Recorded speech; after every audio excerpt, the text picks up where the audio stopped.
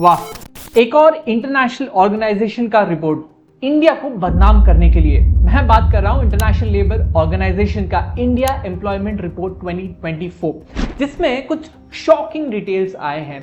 अब क्या ये प्रोपेगेंडा है? क्योंकि इंडिया में भी जैसे कई बार न्यूज आते रहते हैं, जैसे यूपी से ये 2018 का न्यूज, जहां पे 62 पियोन पोजीशंस के लिए 93,000 लोगों ने अप्लाई किया, जिसमें से 3700 तो पीएचडी होल्डर्स थे। या 2021 का ये ग्वालियर का न्यूज, जहां पे सिर्फ 15 पोजीशंस निकले थे पियोन्स, ड्राइवर्स, वॉचमैन जैसे पोजीशन के लिए। 11,000 लोगों ने अप्लाई किया था, जिसमें एमबीए और पीएचडी होल्डर्स भी थे। या फरवरी 2024 का ही न्यूज देख लो, गुजरात में 1250 क्लास 3 गवर्नमेंट जॉब्स के लिए 5.5 लाख लोगों ने अप्लाई किया था। ये सब न्यूज आते रहते हैं, लेकिन हम पढ़ते नहीं है या हमें ध्यान नहीं रहता, रजिस्टर नहीं होता, and we keep celebrating the headline numbers कि भाई इंडिया ने 8% प्लस जीडीपी ग्रोथ अचीव कर लिया, 5 ट्रिलियन, 10 ट्रिलियन, ऐसी बातों में ही हम लगे रहते हैं। आपने ये इंडिया एम्प्लॉयमेंट रिपोर्ट 2024 को थोड़ा डिटेल में पता किया कि नहीं?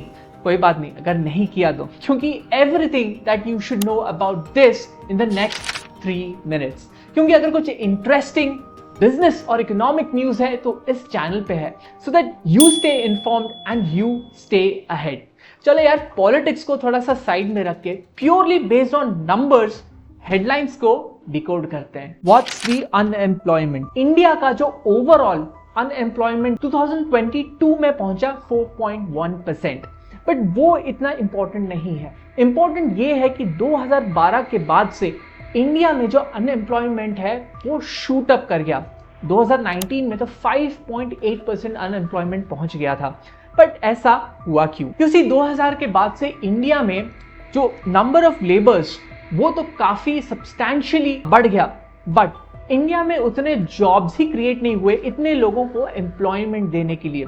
इसलिए जो अनएम्प्लॉयमेंट परसेंटेज है वो डबल हो गया। हाँ, कुछ लोग बोलेंगे कि यार 2019 से 2022 के बीच में इंप्रूवमेंट भी तो हुआ, 5.8% से 4.1% पहुंच गया है, उसके बारे में क्यों नहीं बताते? बताओ, प्रोपेगेंडा कर रहे हो तुम? नहीं, इस चीज को थोड़ा ध्यान से देखना चाहिए। ये मैं नहीं कह रहा, ऐसा रिपोर्ट खुद कह रहा है। क्योंकि इस रिपोर्ट के हिसाब से जो जॉब्स क्रिएट भी हुए हैं, जो एम्प्लॉयमेंट बढ़ा भी है, वो बहुत ही लो क्वालिटी जॉब्स थे विद वेरी लो अर्निंग्स या इनकम्स। ये डेटा पे भी मैं थोड़ा बाद में आता हूं, बट उससे पहले एक बहुत कंसर्निंग चीज कि इंडिया का जो अनएम्प्लॉयड पॉपुलेशन है उसमें 83% यूथ है, यानी कि 15 to 29 एज ग्रुप के लोग 83% बनते हैं of this Indian unemployed population. उससे भी ज्यादा कंसर्निंग चीज है कि ये जो अनएम्प्लॉयड पॉपुलेशन है इंडिया का, उसमें 65% तो एजुकेटेड यूथ है, मतलब जो सेकेंडरी है उससे ज्यादा तक पढ़े हुए हैं, 65%, और ये इंक्रीजिंग ट्रेंड है। Isn't this alarming? हाँ, सेकेंडरी प्लस पढ़े हुए लोगों का अनएम्प्लॉयमेंट रेट थोड़ा बेटर हुआ तो है, from 30% is drop to 18%, but इन लोगों का अर्निंग्स का क्या हुआ, चलो वो भी देख लेते हैं। What about earnings? इंडिया में जो एवरेज अर्निंग्स है वो कंटिन्यूसली घटता जा रहा है। इंडिया में जो परसेंटेज ऑफ लोग हैं जो 20,000 मंथली से ज्यादा कमाते हैं, ये परसेंटेज भी कॉन्स्टेंटली गिर रहा है। बट इससे भी ज्यादा अलार्मिंग चीज है कि जो रेगुलर वर्कर्स हैं उसमें 41%, और जो कैजुअल वर्कर्स हैं उनमें आधे से ज्यादा मिनिमम वेज भी नहीं कमा पा रहे। मिनिमम वेज जो अनस्किल्ड लेबर्स के लिए स्पेसिफाइड है वो भी नहीं कमा पा रहे।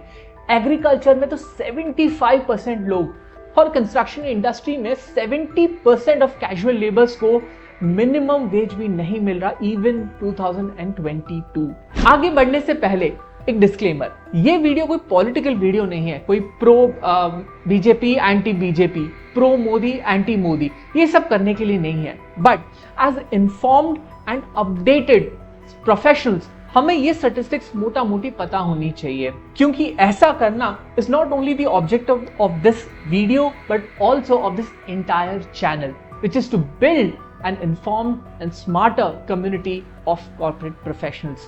कुछ डेटा की बात कर ले अब। What about labour force participation rates? India का जो लेबर फोर्स पार्टिसिपेशन रेट है, यानी कि जो इंडिया का जो 16 टू 64 एज ग्रुप है, उसमें कितने लोग एक्चुअली एम्प्लॉयड हैं या एम्प्लॉयमेंट ढूंढ रहे हैं, वो भी कॉन्स्टेंटली गिरता आ रहा है सिंस 2000। और जो वर्कर पॉपुलेशन रेशियो है, यानी कि हर 1000 लोगों में कितने लोग एम्प्लॉयड हैं, वो भी गिरता आ रहा है। हाँ, 2019 के बाद से ये दोनों रेशियोज इंप्रूव किए तो हैं, but are still lower than 2012 levels. बट यहाँ पे भी एक और बड़ा कंसर्निंग डेटा है कि जो female labour force participation rate है वो भी गिर रहा है। It is on a decreasing trend और इंडिया तो already global average of 47% female labour force participation rate से काफी नीचे तो है ही। हाँ, 2022 में इसमें इंप्रूवमेंट देखा तो गया है, बट ये रिपोर्ट बोलता है कि ये इसलिए हुआ क्योंकि पैंडेमिक में जब बहुत सारे फैमिलीज में क्राइसिस हो गए, रूरल इंडिया में क्राइसिस आया, तो फीमेल्स को लेबर फोर्स ज्वाइन करना पड़ा टू सपोर्ट देयर फैमिलीज। जिसका मतलब ये है कि अगर सिचुएशन थोड़ा सा भी इंप्रूव होता है, then this part of the population might leave the work force again. तो इंडिया में ओवरऑल अनएम्प्लॉयमेंट रेट थोड़ा बेटर हुआ तो है, लेकिन यूथ अनएम्प्लॉयमेंट अलार्मिंग लेवल्स पे है। एजुकेटेड यूथ में अनएम्प्लॉयमेंट अलार्मिंग लेवल्स पे है।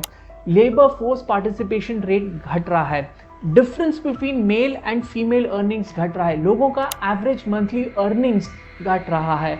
And all these things do not present a promising picture of India's economy, and that's my 3 minutes. आपको कैसा लगा ये डेटा?